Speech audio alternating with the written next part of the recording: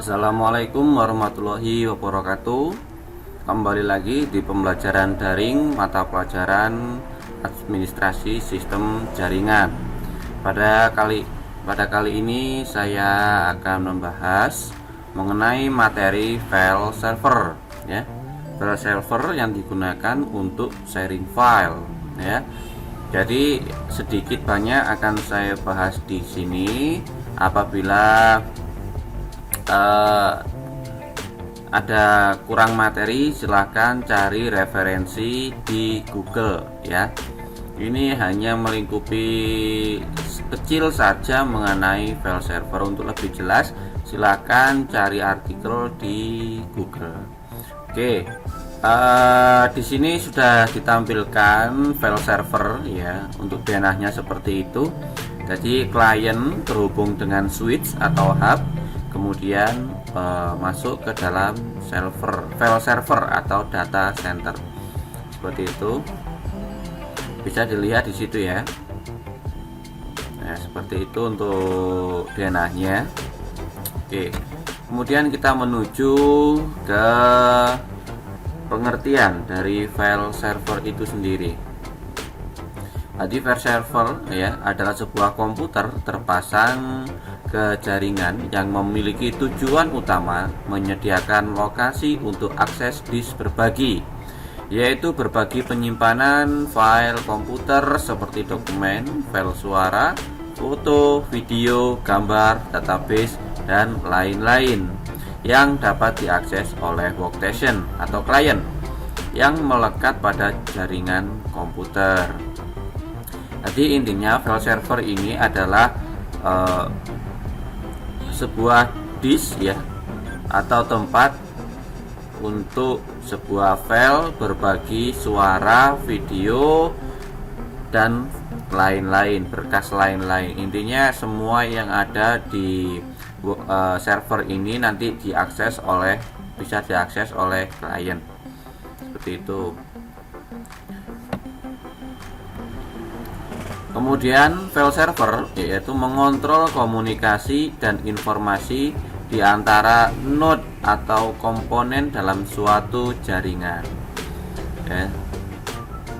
Mengontrol komunikasinya untuk file server itu sendiri. Kemudian macam-macam file server atau bentuknya atau settingan yang digunakan. Ada Samba, yaitu protokol file sharing untuk menyaingi protokol yang telah ada, yakni Novell IPX Base, ya, Samba. Yang kedua ada FTP server. FTP adalah suatu protokol yang berfungsi untuk tukar-menukar file dalam suatu network yang menggunakan TCP koneksi UDP. Ya, seperti FTP yang sudah saya jelaskan di materi sebelum ini, bisa dilihat di videonya sebelumnya, ya, untuk FTP. Kemudian tujuan FTP server adalah sebagai berikut, yaitu untuk tujuan sharing data, kemudian menyediakan indirect atau implicit remote yang seperti kemarin, ya, menyediakan tempat penyimpanan bagi user. Kemudian menyediakan transfer data yang reliable dan efisien. Reliable FTP yang kemarin sudah saya jelaskan, ya, melalui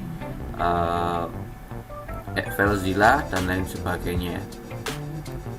Kemudian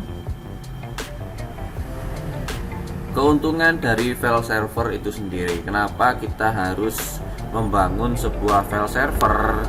Untuk apa? Nah, ini dia, ya. Kemudian adalah hematnya penggunaan resource, ya, atau sumber daya, khususnya media penyimpanan. Selain itu, karena penyimpanan data dilakukan secara terpusat dan tersebar pada beberapa mesin, maka menggunakan data menjadi lebih mudah dan aman. Intinya kalau saya ingin membagikan sebuah file, cukup saya taruh server dan semuanya bisa mengakses. Itu keuntungannya dari file server.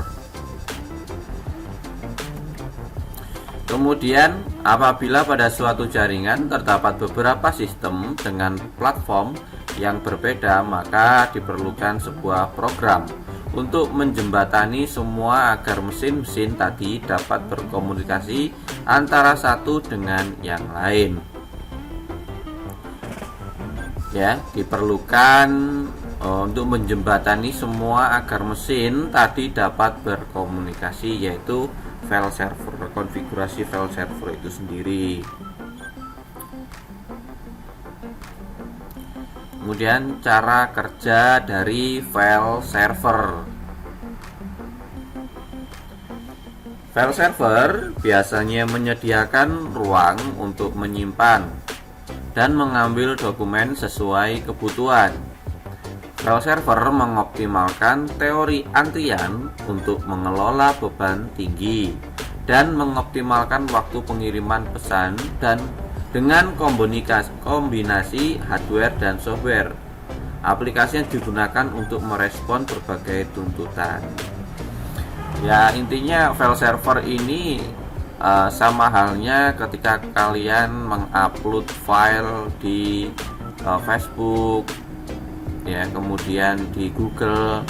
Nah, di Google itu ada file server atau sebuah tempat untuk menyimpan semua dokumen, baik itu video, gambar, dan lain sebagainya. Ya. Kemudian manfaat dari file server itu sendiri. Manfaatnya yang utama ya adalah bahwa ia menyediakan ruang untuk menyimpan file. Cukup satu komputer bisa diakses beberapa klien. Kemudian file dapat dengan mudah dipantau karena semua disimpan dalam satu lokasi pada server. Intinya kalau video ditaruh folder video, nanti semua klien bisa mengakses servernya bahwa filenya ditaruh di sini, filenya taruh di sini. Tidak harus dibagikan langsung ke semua klien. Cukup satu server, semua klien bisa mengakses.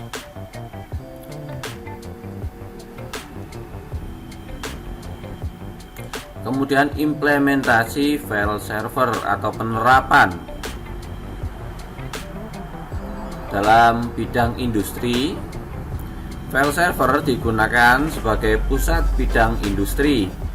File server digunakan sebagai pusat sharing file seperti grand design dari sebuah produk yang akan digunakan di berbagai divisi dalam suatu yang akan digunakan di berbagai divisi dalam suatu pabrik.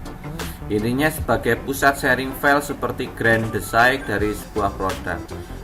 Kalau dalam industri itu ada yang namanya desain produk, mendesain, intinya membuat kemasan baru, kemudian ditaruh di mana.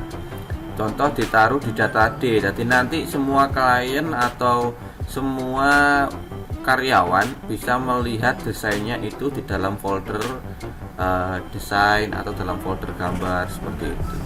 Tidak harus menyalakan kliennya atau minta langsung gitu ya, bisa disimpan di dalam file server. Kemudian dalam bidang perkantoran, file server digunakan untuk bidang perkantoran, yaitu untuk mengatur lalu lintas. File digunakan atau di-share, mengatur lalu lintas file yang digunakan atau di-share antara satu pihak ke pihak lain sesuai dengan aksesnya antara satu pihak ke pihak lain, ya, sesuai hak aksesnya. Intinya adalah untuk menge-share ya, menge-share dokumen seperti proposal dan lain sebagainya. Itu cukup ditaruh di file server, nanti bosnya tinggal ambil di file server walaupun klien yang ngirim tadi komputernya sudah mati. Enaknya di situ. Kemudian dalam bidang pustaka ya, yaitu digunakan untuk directory file yang dapat dilihat maupun di file yang dapat dilihat maupun di-download oleh pengguna download.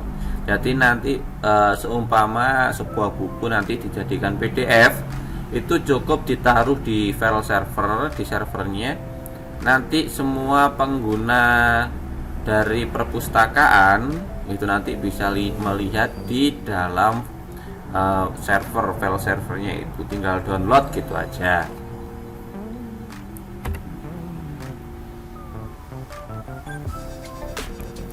Kemudian aplikasi file server Samba ya. Ini nanti yang akan kita konfigurasi dalam prakteknya ya, yaitu dengan menggunakan program Samba, maka kamu dapat memakainya untuk menghubungkan komputer yang memiliki sistem operasi Windows atau DOS dengan komputer yang menggunakan sistem operasi Linux atau Unix. Jadi bisa menghubungkan ya, baik itu Windows dengan Linux atau Linux dengan Unix atau Linux dengan DOS, intinya bisa saling terhubung. Kemudian menempatkan komputer atau berperan sebagai PDC atau Primary Domain Controller layaknya pada komputer pada platform teknologi baru ya. Kemudian terdapat dua aplikasi inti pada Daemon, yaitu NMBD, yaitu Daemon yang menggunakan WINS atau Windows Internet Name Service yang dapat digunakan untuk membantu setiap klien guna melakukan browsing pada jaringan neighborhood. Kemudian SMBD, yaitu sebuah Daemon yang memiliki layanan berbagai pakai printer dan file pada sebuah jaringan yang memakai protokol SMP. Jadi nanti ada dua inti yang bisa dikonfigurasi pada Samba ini, ada NMBD kemudian SMBD.